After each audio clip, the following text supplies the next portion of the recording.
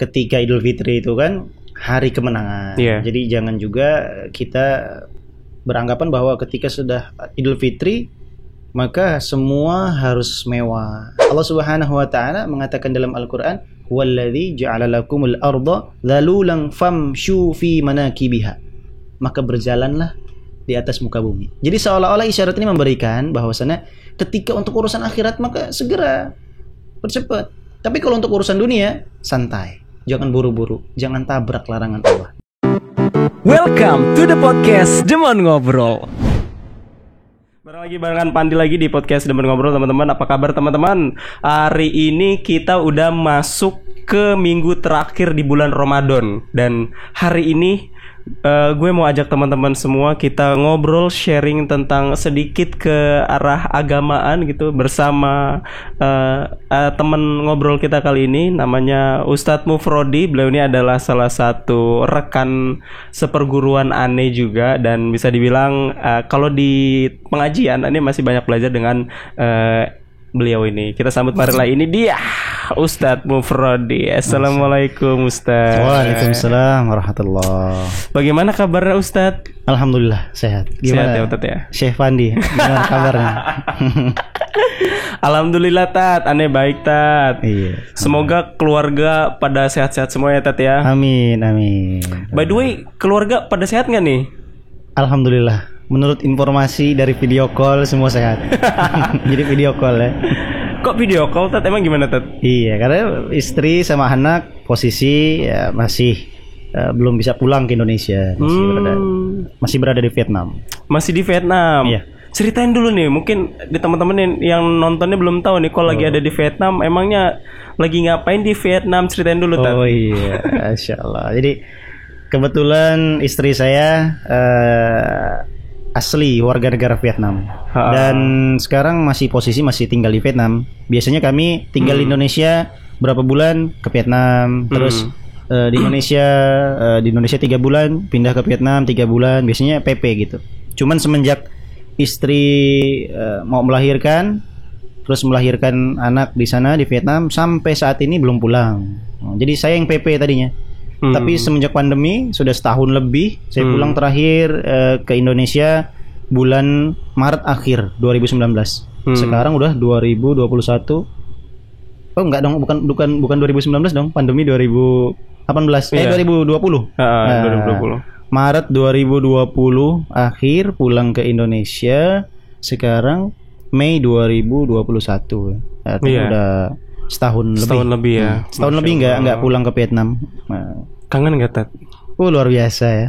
Kalau kangen, rindu sama keluarga, anak istri itu luar biasa, pasti kangen. Iya, apalagi sekarang udah tambah gemoy si anak. Siapa namanya Tat? Anak namanya Muhammad Kim Raihan. Wih, Muhammad Kim Raihan. Jadi ada keturunan Kim-Kimnya itu kayak Korea gitu Tat ya. Kalau Kim itu saya tahunya bahasa Vietnam ya. Oh, bahasa Vietnam. Bahasa Vietnam di Kim itu artinya kalau nggak salah berlian apa? Oh, gitu. Tahu saya sih, makanya kemarin tuh ditambahin Kim aja gitu.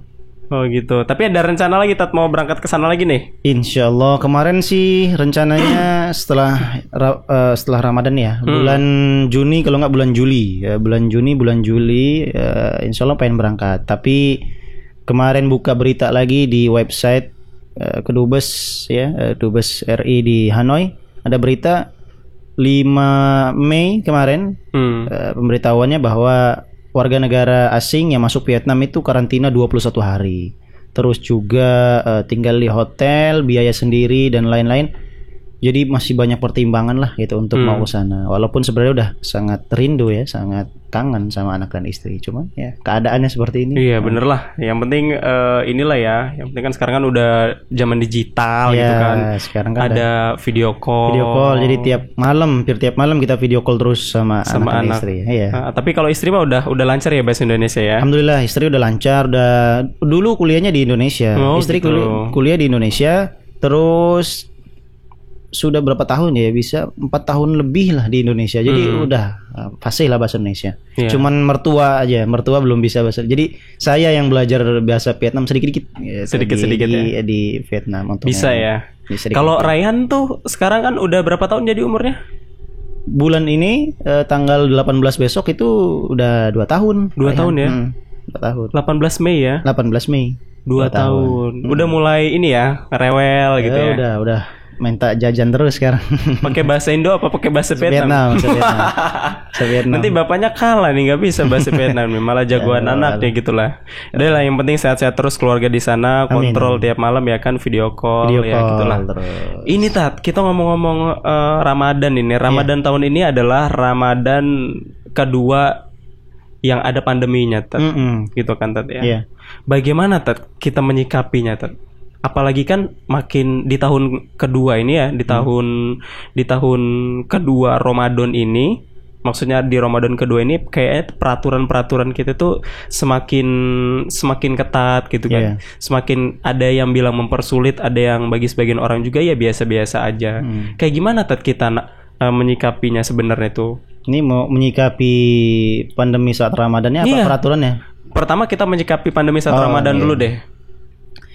Kalau untuk menyikapi ya pandemi di saat Ramadan, ya kita, kalau menurut saya pandemi di saat Ramadan tuh kita sikapi dengan sabar dan juga ya bijaksana ya. Artinya bijaksana, kita harus benar-benar menahan diri untuk tidak berkumpul, untuk takut lebih membahayakan gitu ya. Terus juga tidak harus tetap menjaga protokol kesehatan lah, gitu ya. Menahan diri, apalagi sekarang udah mau Lebaran nih. Jangan berkumpul lah di tempat pusat perbelanjaan ya. Kita sedikit-sedikit hemat dulu lah gitu ya. Kalau bisa, apalagi kan pandemi kita nggak tahu sampai kapan selesai. Nah, jadi kalau bisa ya hemat-hemat sedikit lah gitu ya. Ketimbang kita berkumpul di pusat perbelanjaan gitu kan. Khawatir ya tadi tuh akan menambah angka melonjak ya, positif ya. Terus juga harus sabar ya, terutama sabarnya yang luar biasa. Payah tuh Tat, sabar Tat. Ya makanya kalau kita sabar, insya Allah hadiahnya juga luar biasa dari Allah ya. Karena menurut kita nih Tat ya, ini namanya sabar tuh gampang-gampang sulit ya, sulit-sulit gampang, gampang-gampang sulit gitu Tat. Karena ketika kita terlalu lama bersabar Tat, kayaknya sabar itu bakalan ini sih, ada batasnya nggak sih Tat? Kalau sabar itu kalau dibilang ada batasnya, terus apa yang membatasi sabar itu kira-kira? Ya nggak sabar. Misalkan bete Tat, bosen nih kayak gini terus harus cari suasana baru kayak gitu kan. Kayak misalkan mudik nih, kita mungkin kan kayak ada sebagian orang yang kerja di luar kota gitu Tat ya. Kerja di luar kota berapa tahun, 3 tahun, 4 tahun, 5 tahun nggak ketemu keluarga Tat. Begitu ada kejadian seperti ini Tat. Terus juga ada regulasi mengharuskan tidak boleh mudik, itu kan banyak pro kontra nih ya kan. Ada yang kenapa sih harus kayak gini, kayak gitu. Kenapa sih? Sedangkan tahun kemarin kan ya fine-fine aja gitu loh, nggak masalah gitu loh. Ya kalau untuk peraturan mungkin dilarang mudik, itu kan kita husnuzon aja, husnuzon sama pemerintah ya. Mungkin ini langkah pemerintah untuk meminimalisir ya kasus COVID ya, untuk menjaga gitu ya. Mungkin niatnya baik, cuman kalau kita lihat lagi ada beberapa hal yang terkadang bikin masyarakat itu sendiri ini gitu, maksudnya tidak terima. Contoh, ketika mudik dilarang, pusat perbelanjaan pada ngumpul, gitu loh. Maksudnya jadi yang seolah-olah masyarakat nih, kenapa harus ada memperbandingkan gitu. Mudiknya dilarang, tuh kumpul-kumpulnya di sana kok diperbolehkan, begini. Termasuk sholat Id ya, kemarin kan hampir ada larangan. Sholat Id kok dilarang, sedangkan begini. Sedangkan sholat Id itu kan nggak ada interaksi dan lain sebagainya. Nah gitu ya, walaupun dia kumpul, walaupun ada jarak segala macam gitu. Itu tadi ya, kita kalau saya untuk peraturan dari pemerintah yakin itu terbaik ya. Artinya sudah di konsep sedemikian rupa. Tapi kalau untuk perbandingan ke yang lain tuh yang membuat masyarakat tuh agak gimana gitu ya. Maksudnya kalau memang alasannya COVID, tidak boleh mudik dan lain sebagainya, terus kok apalagi videonya kan beredar ya di media sosial, berkumpul orang banyak di pusat perbelanjaan, terus juga interaksinya juga luar biasa kalau di pusat perbelanjaan kan. Dari apa uang ya, dari pegang-pegang bekas baju tadi nggak jadi segala macam. Sebenarnya bisa jadi di situ apa namanya untuk meningkatnya kasus COVID bisa jadi ya bisa jadi. Untuk ininya ya. Jadi seperti itu sih sebenarnya. Gitu Tat. Terus nih kayak ada orang kayak memaksakan juga ya. Kan ada gini Tat. Kayak tadi sih kayak dia ini Lebaran nih. Biasanya kan momen-momen Lebaran tuh adalah momen-momen ketika kita harusnya berkumpul dengan keluarga. Yeah. Terus juga ada hal-hal yang biasanya budaya kita itu kayaknya setiap Lebaran nih stereotipnya adalah ketika harus apa-apa baru gitu. Misalkan punya handphone baru misalkan, terus punya baju baru, terus juga suasana hati ya mesti baru juga. Tapi ada orang yang sukanya bisa misalkan mereka tuh kayak memaksakan gitu kayak memaksakan saya itu harus ini, harus itu, harus ini, harus itu, sampai akhirnya dia mentok dengan keadaan yang sekarang, tapi dia harus memaksakan harus memiliki, akhirnya menghalalkan segala cara untuk bisa melakukan segalanya. Maksudnya apa yang dia inginkan gitu. Kayak misalkan kayak tadi contohnya misalkan mudik, ada yang ngakalin mudik dengan cara inilah, itulah. Tapi juga ada nih orang yang, apalagi ini kan pandemi nih ya, kita kan ekonomi itu kan banyak orang mungkin yang terpuruk. Akhirnya dengan beban sosial dia, keluarga gue kayak gini misalkan ya kan, menghalalkan segala cara, akhirnya dia merampok atau kayak gitu. Akhirnya ya itu tadi kita ngomong dengan soal alasan sabar. untuk Lebaran. Nah, itu kayak gimana Tat? Kalau kita menyikapinya? Jadi sebenarnya kan ketika Idul Fitri itu kan hari kemenangan. Jadi jangan juga kita beranggapan bahwa ketika sudah Idul Fitri maka semua harus mewah, harus ditampilkan yang mewah-mewah gitu. Tidak juga gitu ya. Justru kalau menurut saya ketika hari kemenangan itu bagaimana semua umat Islam itu merasakan kebahagiaan, bukan cuma kita. Maksudnya jangan memikirkan diri kita aja harus ininya bagus. Coba tengok saudara kita, tetangga kita, ada nggak yang kekurangan. Nah, itu yang harusnya kita beri. Jangan memikirkan kita gitu, supaya mereka juga merasakan kemenangan tadi, merasakan kebahagiaan di di hari raya Idul Fitri tadi itu. Tapi tadi itu yang untuk menghalalkan segala macam cara ya. Itu untuk kalau misalkan kalau kita lihat ya. Jadi Al-Qur'an itu unik. Al-Qur'an itu memberikan beberapa isyarat ya. Ketika Al-Qur'an mengatakan untuk urusan akhirat, maka kesannya untuk bersegeralah. Artinya untuk segera melaksanakan hal tersebut untuk urusan akhirat. Contoh, ketika dalam Al-Qur'an Allah mengatakan wasari'u ila maghfiratin mir rabbikum wa jannah, bersegeralah ya menuju ampunan Allah ya, bersegeralah meraih maghfirahnya Allah ya. Terus juga fastabiqul khairat, berlomba-lomba. Jadi kesannya ayo cepat-cepat gitu untuk urusan kebaikan, untuk urusan akhirat. Bersegera. Ya ayyuhalladzina amanu idza nudiya lis-salati yaumil jum'ah fas'au. Ketika sudah dikumandangkan azan, seruan untuk mengajak orang-orang beribadah di hari Jumat, maka bersegeralah. Artinya segera. Kalau untuk urusan akhirat. Tapi kalau untuk urusan dunia, Allah Subhanahu wa taala mengatakan dalam Al-Qur'an, "Huwallazi ja'ala lakumul arda dzalulan famshu fi manakibiha." Maka berjalanlah di atas muka bumi. Jadi seolah-olah isyarat ini memberikan bahwasanya ketika untuk urusan akhirat maka segera, bercepat. Tapi kalau untuk urusan dunia, santai. Jangan buru-buru, jangan tabrak larangan Allah. Jangan menghalalkan segala macam cara untuk mengambil dunia. Karena rezeki udah ditakar, rezeki sudah diatur, rezeki sudah pastikan akan diberikan kepada seluruh umat manusia sama Allah. Tapi kalau untuk urusan surga, akhirat, Allah nggak jamin semuanya untuk manusia. Jadi ya kalau untuk yang kita paham ya, untuk yang orang-orang yang paham, yang sering ngaji, yang paham agama, bisa ikut petunjuk Al-Quran. Jadi jangan menghalalkan segala macam cara. Karena orientasi ibadah di bulan suci Ramadan kan la'allakum tattaqun, takwa kepada Allah. Jangan sampai Ramadan kita menjaga diri supaya ini ketika mau Ramadan mau habis, menghalalkan segala macam cara. Yang kerja di kantor bagaimana caranya supaya duit masuknya lebih banyak. Pedagang ya kan, puasa dia seharian tapi dia berbuat curang, timbangan dikurangi. Nah itu banyak. Jangan sampai gitu. Karena latihan di bulan suci Ramadan itu kan kita takut kepada Allah ya. Kita takut kepada Allah. Kita di bulan suci Ramadan sendirian bisa saja berbuka puasa. Maksudnya membatalkan. Tapi kan kita takut kepada Allah. Jadi Ramadan mengajarkan kita takut sama Allah. Masya Allah. Adem pokoknya kalau udah ngobrol sama Ustadz Odin yang kayak gini nih, ya kan ya. Sedikit-sedikit kita sharing.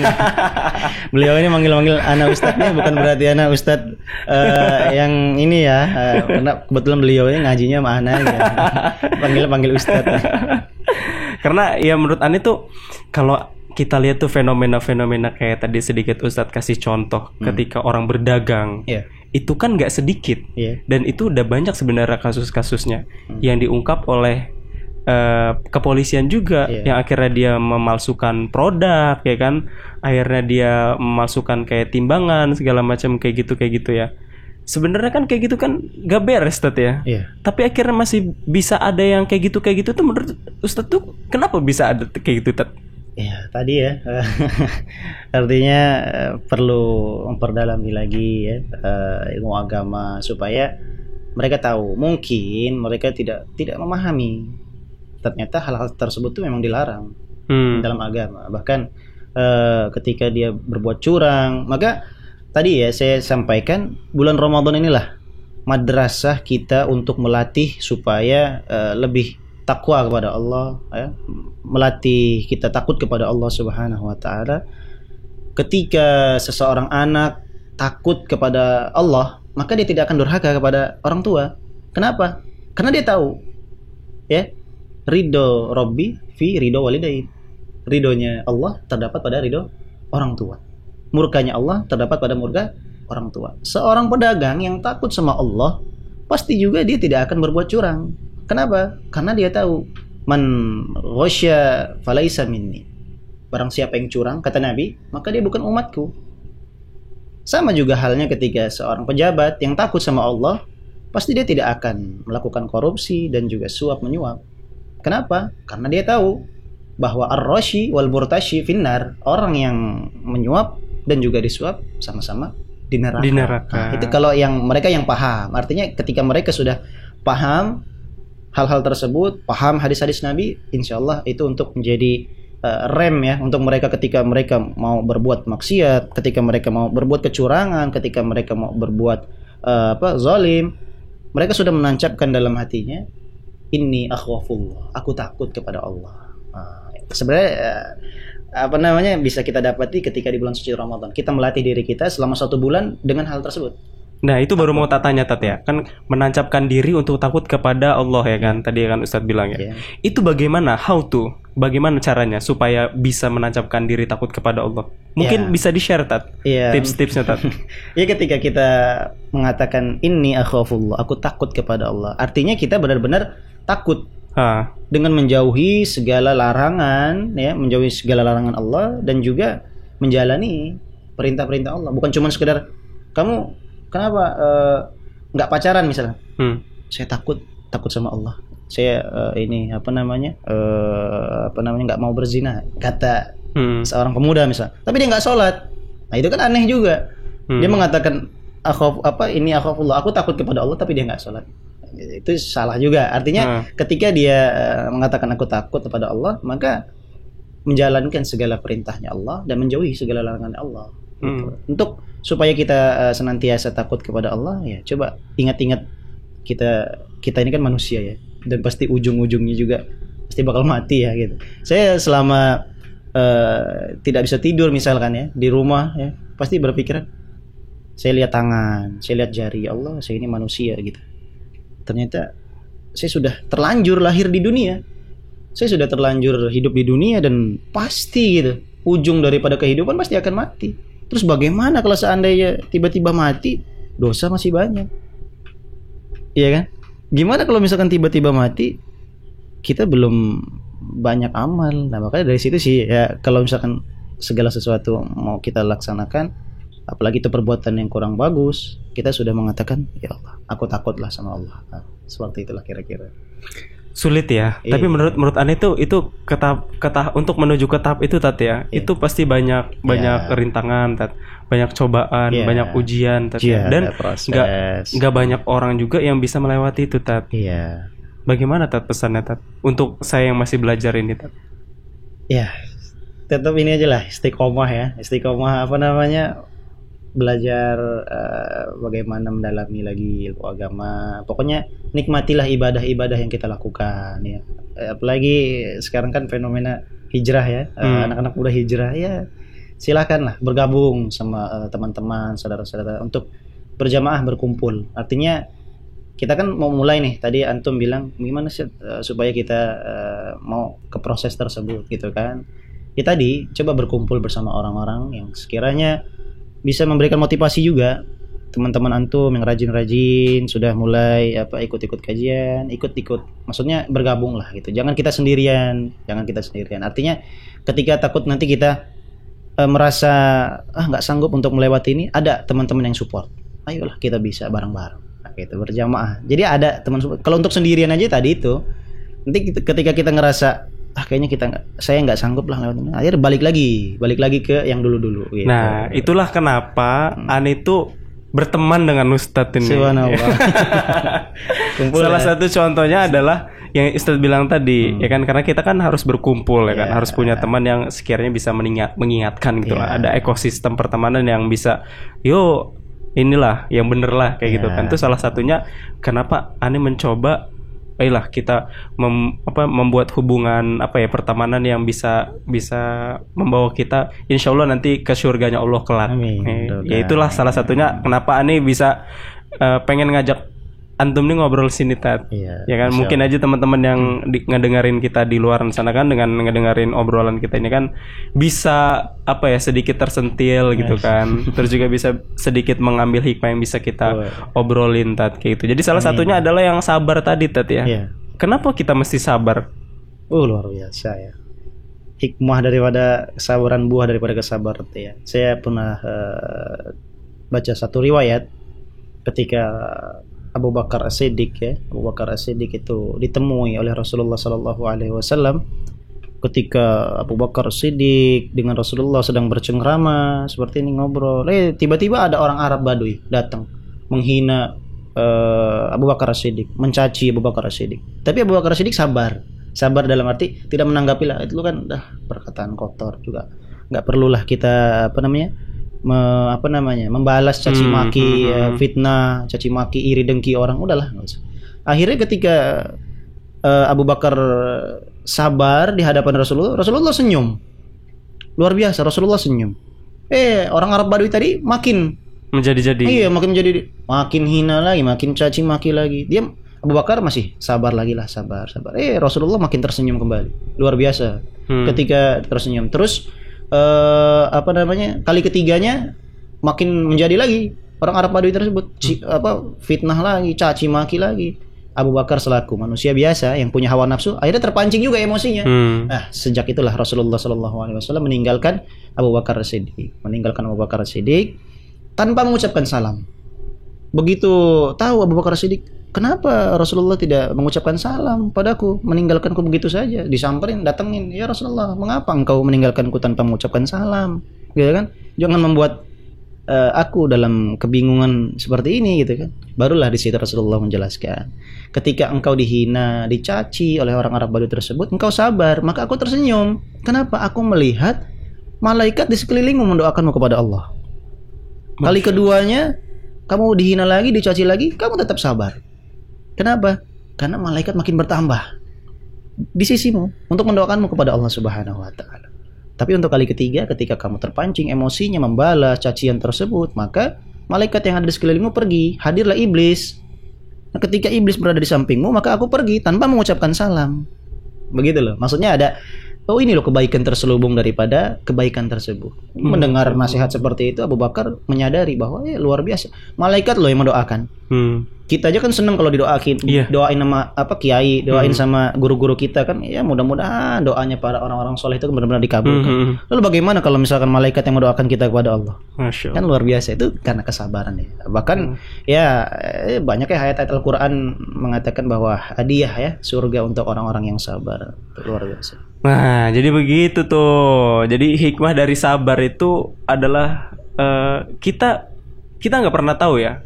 Ketika kita berbuat baik dan kita melakukan suatu kesabaran itu ya. pada saat kita berbuat baik dan berbuat sabar, itu tadi ada riwayatnya, ada malaikat yang mendoakan kita kepada Allah. Dan ya Ustadz tadi bilang kan, kita aja sangat senang ketika ada orang yang mendoakan untuk kebaikan kita. Apalagi ini ibaratkan sekelas malaikat lah, yang nggak pernah maksiat, nggak pernah ini ya, selama hidupnya dia beribadah kepada Allah. Terus juga yang bisa dibilang dekat dengan Allah gitu, malaikat ya mendoakan kita, ya insya Allah doanya diijabah lah. Jadi hikmahnya banyak sekali tadi ya. Sabar tuh luar biasa. Walaupun kami juga sebenarnya bukan ahli sabar. Artinya kita juga masih belajar proses. Ketika kami paham hal-hal seperti itu, itulah yang membuat kita untuk berlatih gitu. Maksudnya itu motivasi kita, sabarlah ya. Walaupun ya terkadang namanya kehidupan ya banyak juga ujian. Benar. Sabar tadi itu ya motivasi luar biasa. Nah terakhir nih Tat, yang kita konteksnya ngomongin sabar. Ini kan masih di masa pandemi, sebentar lagi Idul Fitri Tat. Kita kaitkan dengan sabar Tat. Ya kan, silakan Tat. Mungkin Ustadz mau ngasih pesan buat teman-teman yang nonton ini terkait dengan Ramadan, pandemi dan sabar, kira-kira menurut Ustadz kayak gimana menyikapinya? Oh iya. Jadi pandemi masih berlangsung dan kita tidak tahu ya sampai kapan selesainya. Terus juga Idul Fitri sebentar lagi ya. Terus bagaimana kaitan dengan sabar? Ya tadi ya. Sabar dalam arti menahan diri. Coba seandainya kita, apalagi sekarang zaman medsos ya. Karena saya banyak temui status-status yang sekiranya mungkin itu mengikuti hawa nafsu ya, mencaci maki ya, tentang peraturan-peraturan pemerintah. Kalau bisa janganlah gitu ya. Artinya kita sabar di situ. Ketika kita tidak bisa mudik, sama halnya kita juga tidak bisa merasakan ya. Tapi ya mau bagaimana tadi, jalan satu-satunya sabar gitu. Walaupun banyak pendapat kalian tidak bisa merasakan kami yang sebagai perantauan dan lain sebagainya ya. Tapi mau bagaimana gitu kan? Kondisi sudah seperti ini gitu kan. Kapan lagi kita bisa menjaga supaya orang tua di rumah mumpung lagi sehat, kalau takutnya khawatir kita datang membawa penyakit gitu ya. Kita mungkin sehat, kuat, tapi orang rumah belum tentu gitu ya. Artinya sabar dalam menghadapi pandemi, terus juga sabar dalam bermedsos ya, terkait kebijakan pemerintah yang mungkin menurut sebagian masyarakat tidak bisa diterima. Mungkin kalau menurut saya, kalau saya husnuzon aja, mungkin ini peraturan sudah dibuat sebaik mungkin ya, mungkin itu sajalah gitu. Oke, siap Tat, makasih banyak Tat, thank you banget udah mampir di ruangan ini ya. Semoga teman-teman yang nonton video ini juga bisa ngambil hikmahnya dari obrolan kita. Amin. Karena tadi hikmah kesabaran itu sangat luar biasa. Terima kasih banyak buat Ustaz, sekali lagi sehat-sehat terus. Salam buat keluarga di rumah. Mungkin itu aja Tat ya. Sekian dari Pandi. Sampai bertemu lagi di podcast Deman Ngobrol selanjutnya. Bye bye.